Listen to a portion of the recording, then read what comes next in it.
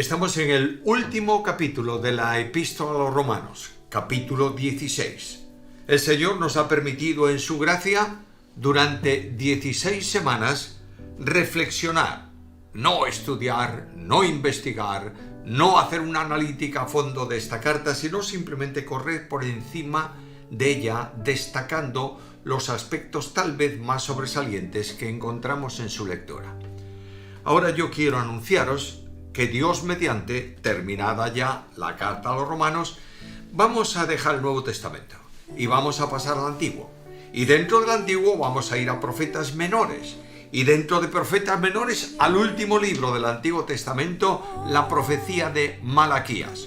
Si el Señor nos ayuda, vamos a utilizar 8 semanas para exponer esa profecía, que aparentemente no tiene que ver más que con el pueblo de Israel y su situación, pero tiene que ver con nosotros. Las enseñanzas que hay en esa profecía son actualísimas, perdonadme utilizar ese término, para el día de hoy. De modo que si alguien quiere seguir esos estudios, esas reflexiones sobre la profecía de Malaquías, ya puede ir leyendo la profecía con calma para tener en su mente el sermón profético de Malaquías. Mientras tanto, venimos al capítulo 16 de Romanos y este capítulo se puede resumir de esta manera: saludos, despedida, advertencias y alabanza.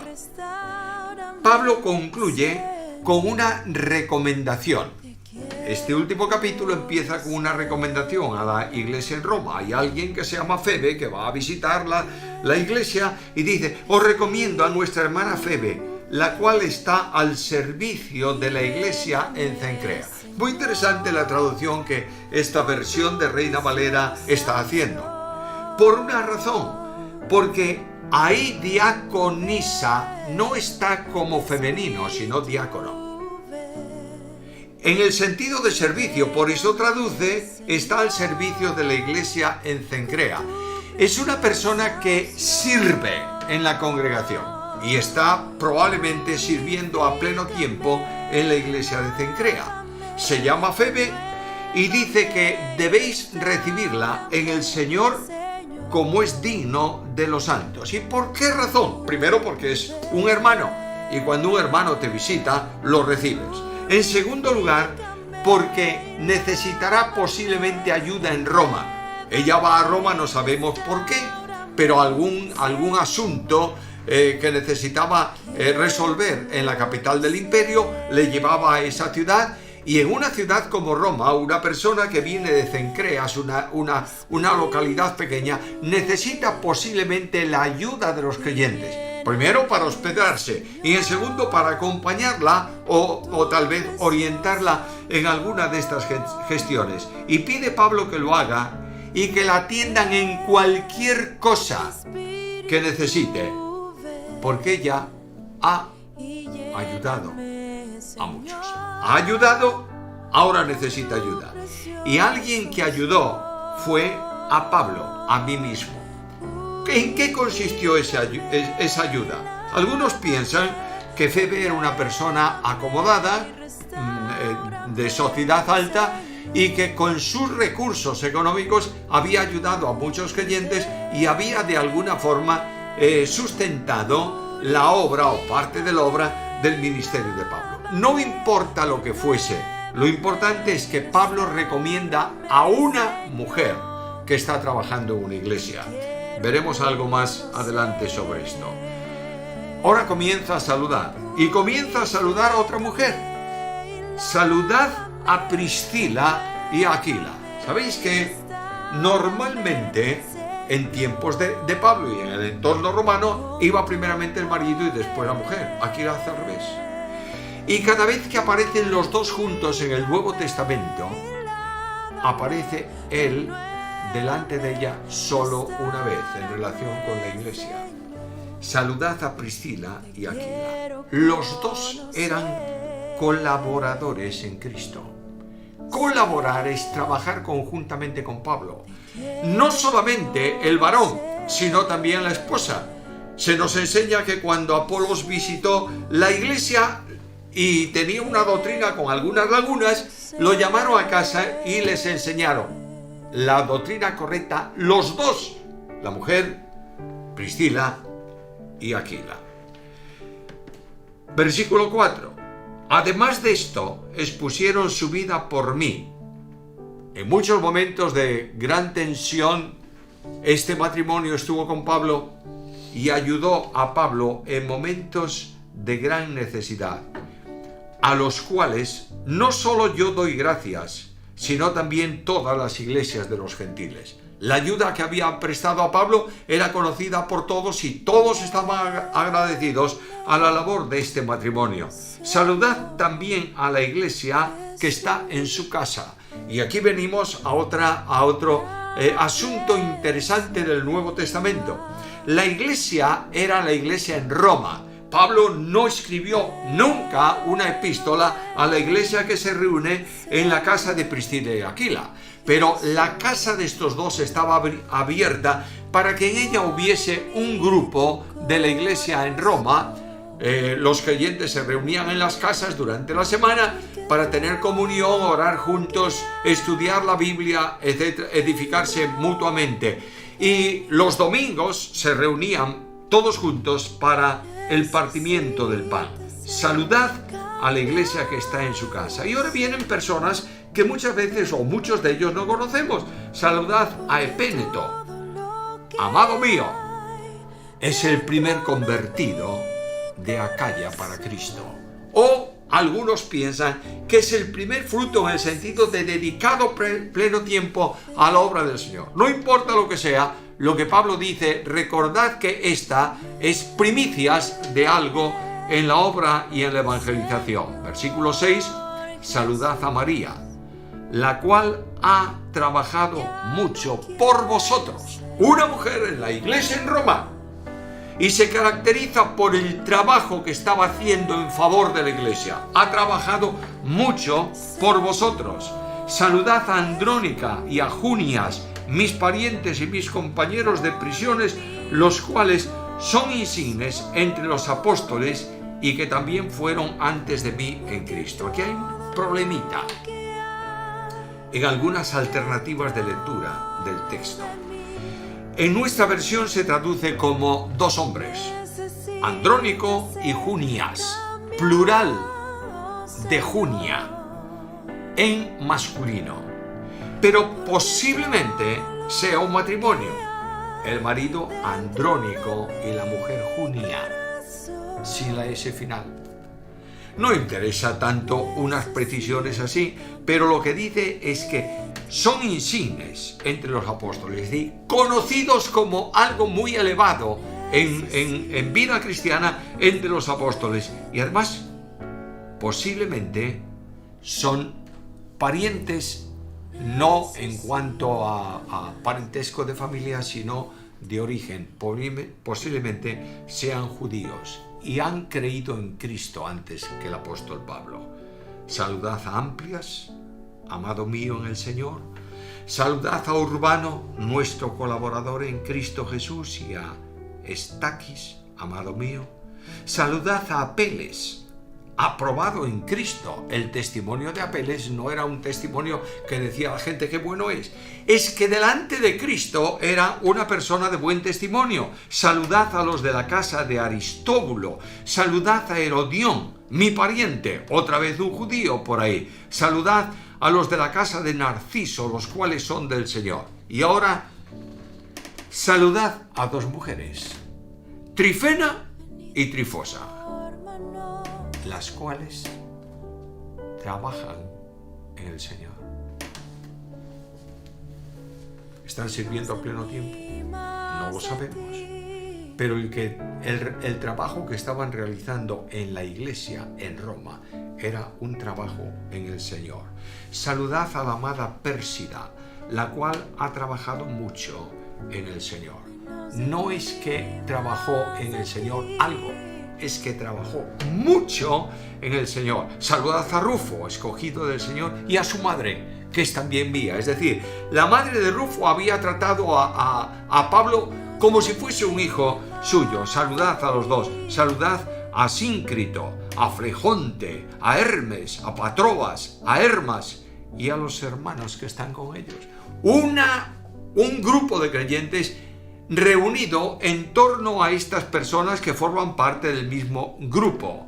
¿Es posible que fuese otra casa de reunión de creyentes en Roma? Es posible que sí. Saludad a Filólogo. Qué interesante. Filólogo es aquel que ama las lenguas. Bueno, es el nombre que tiene, no es que tengamos que discernir y aplicar eso así. Filólogo y Julia, a Nereo, a su hermana, a Olimpas, a todos los santos que están con ellos. Otra vez, otra casa dentro de la iglesia en Roma. Ahora, algo interesante. Vivimos un tiempo en que se hace muy difícil, cada vez más, las reuniones generales en el local, en el templo de la iglesia. A veces los trabajos concluyen a la hora lógica en que debiera empezar el culto. La gente no puede venir. A veces no se pueden conciliar obligaciones ineludibles y la gente no puede asistir. Pero podemos sectorizar la iglesia y abrir casas en donde los creyentes a la hora más conveniente se reúnan, no para charlar, ni para orar solamente, para estudiar la palabra y ser edificados. Y esta es una situación que cuando se pone en funcionamiento de acuerdo con las instrucciones de la Biblia, resuelve muchos problemas a la iglesia de hoy. Versículo 16. Saludaos los unos a los otros con un beso santo, una expresión de afecto singular entre los cristianos. Os saludan todas las iglesias de Cristo, y os ruego, hermanos, que os fijéis en los que causan divisiones y tropiezos y desdicen de la doctrina que vosotros habéis aprendido y que os apartéis de ellos. Cualquier persona que trate de entrar en la iglesia con doctrina contraria a lo que enseñaron los apóstoles debe ser marginado. Las iglesias a veces están siendo llevadas a posiciones doctrinales no concordantes con la doctrina bíblica.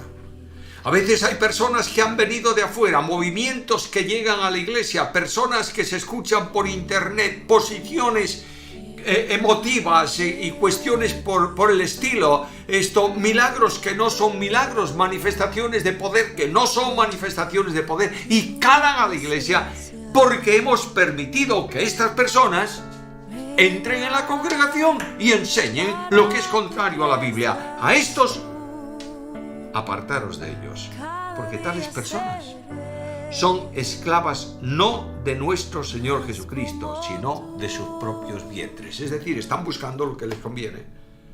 Vienen y presentan un programa, presentan una operativa, presentan un sistema, presentan una forma que atrae a muchas personas, o por lo menos algunas, y convierten este ministerio atractivo en asuntos cautivadores que producen una reacción emotiva, pero no espiritual, y llevan el beneficio de arrastrar en su provecho a muchas personas. Y además, mirad lo que hacen. Utilizan palabras suaves, es decir, vamos allá, vosotros sois buenos, no hay problema. Es el ministerio motivacional. Y presentan también lisonjas. Vosotros sois importantes, queréis ser espirituales, hay que ganar más espiritualidad, etcétera, etcétera. Y engañan los corazones ¿de quién? De los ingenuos. No vale para nada. No son propuestas de cosas que tú puedes ganar. No hace mucho tiempo estaba escuchando un no sé qué, no puedo llamarle sermón, de alguien que dijo: la oración es el poder del hombre que tuerce el brazo de Dios. Eso es una impiedad.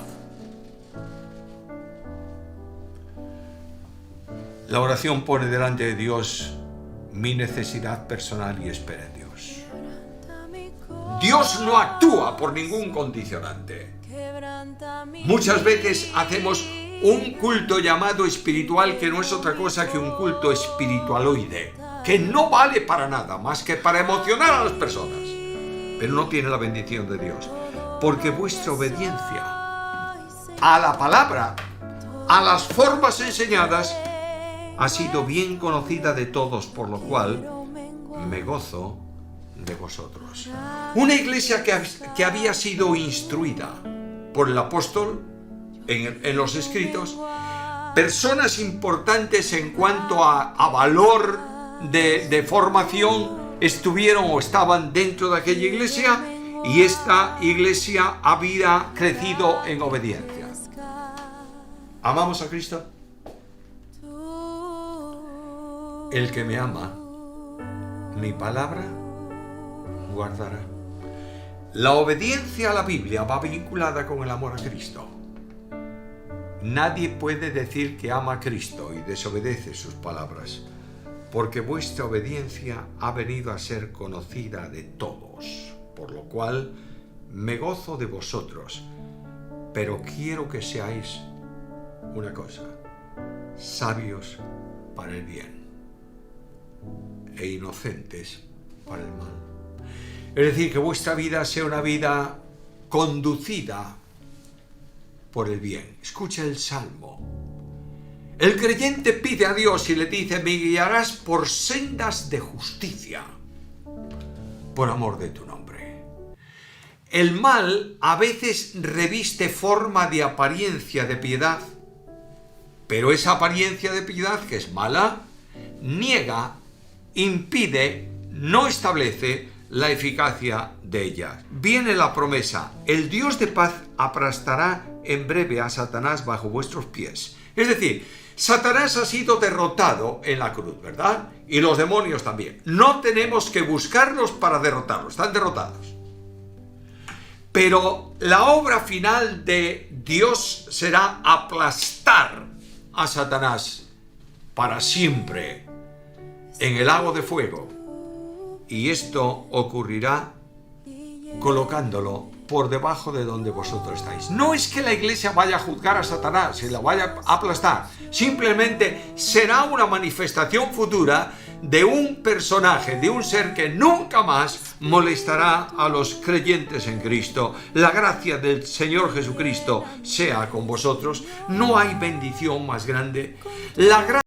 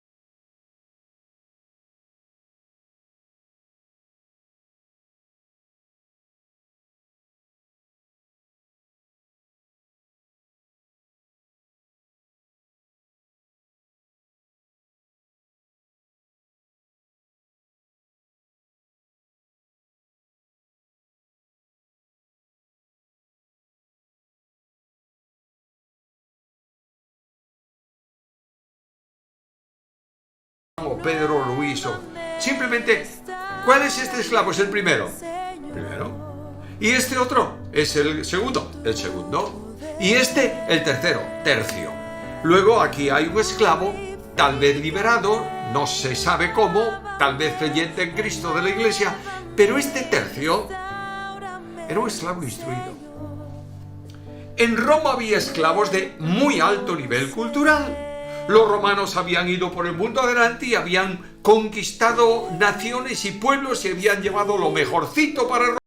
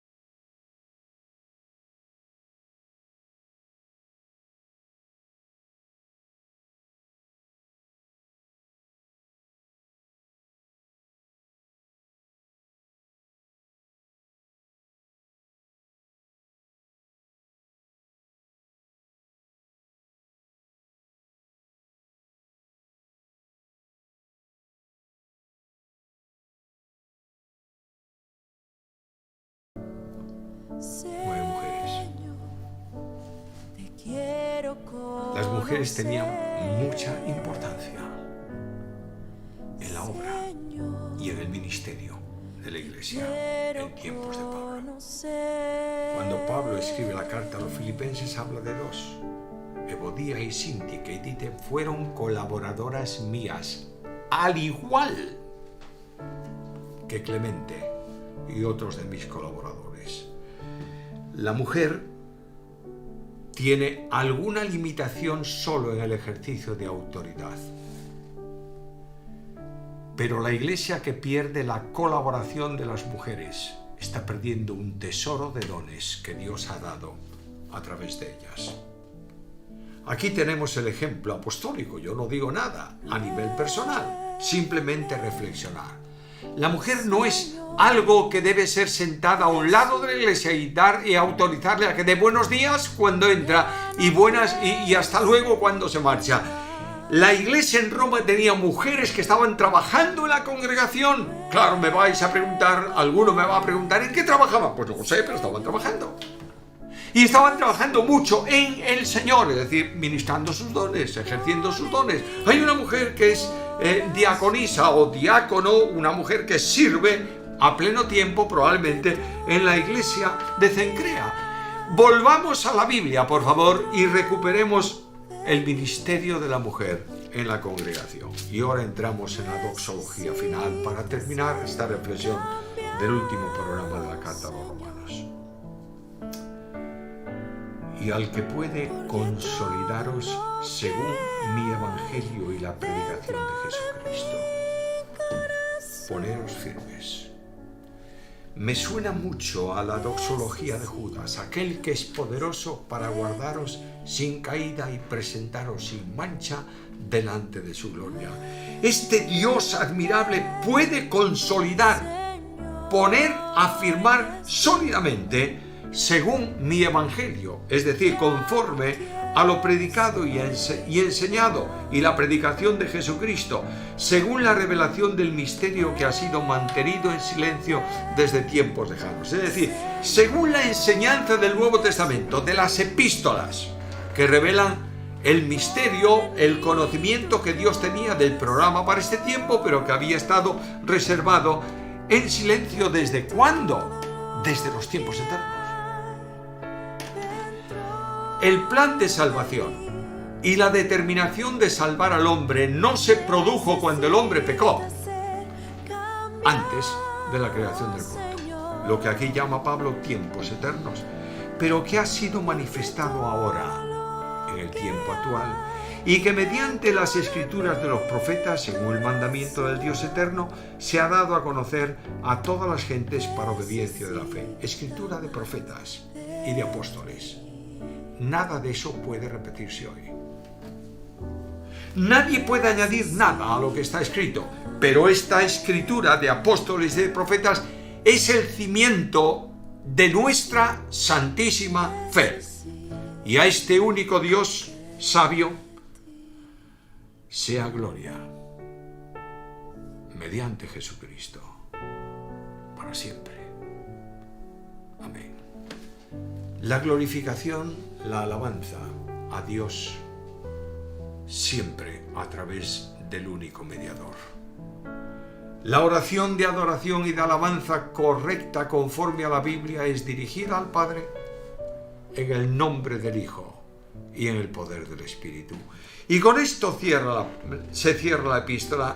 Bien podemos cada uno de nosotros, después de toda la grandeza de lo que Dios ha hablado a través de Pablo en esta carta, después de la obra de redención, después de la seguridad de salvación, después de la justificación por medio de la fe, después de la certeza de que podemos entrar al trono de la gracia, bien podemos ahora tú y yo, en gratitud, decir: gloria a ti, Dios sabio, mediante Jesucristo. Amén.